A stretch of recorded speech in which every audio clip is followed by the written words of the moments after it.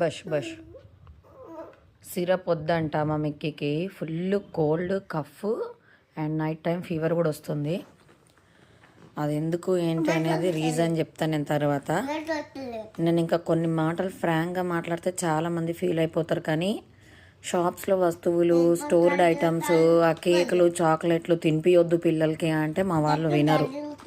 అంటే మా ఊర్లో కాజ్నగర్లో అన్నీ తిని గట్టిగా ఉండాలి, పిల్లాడికి ఏం పెట్టవనేసి నన్ను నవ్వుతారు. అక్కడ ఊర్లో ఉంటే అన్నీ పెట్టొచ్చు, వాడికి ఏమన్నా అయితే చూసుకోవడానికి అమ్మమ్మో, నానమ్మో, తాతలు, మామలు, బాబాయిలు బొచ్చడు మంది ఉంటారు ఎవరో ఒకరు. ఇక్కడ నేను ఒక్కదాన్ని మా ఆయన ఆఫీస్కి వెళ్ళినప్పుడు వాడికి ఏమన్నా అయితే నా ఒంటి మీద నుంచి లెగాడు. మరి పనులు ఎట్లా అవుతాయి? ఎవరి బాధ వాళ్ళకు ఉంటుంది. సో తినిపియలేను అన్నప్పుడు వదిలేసేయాలి అంతే తప్ప అడ్వైజ్లు ఇస్తారు అన్నీ తినిపియాలి అనేసి.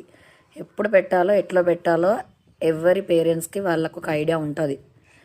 సో అది అర్థం చేసుకోవాలి. అంతేగాని టీజ్ చేయడము, ఇంకేదో కంపేర్ చేసి, ఎవరో పిల్లల్ని కంపేర్ చేసి వీళ్ళు మంచిగా లేరా వీడికి కూడా పెట్టండి అని అనొద్దు. చూడండి వాడు దగ్గి వాడికి నొస్తుందంట పొట్ట, మమ్మీ నొస్తుంది అని చూపిస్తున్నాడు. సో ఎవరి పిల్లల్ని ఎవ్వరూ కంపేర్ చేసి అట్లా ఇట్లా అని అడ్వైజులు ఇవ్వకండి. ఇప్పుడు ఆ సిరప్ తాగమంటే తాగా అంటున్నాడు, ఇంకా తాగించాలి ఎట్లనో అట్లా.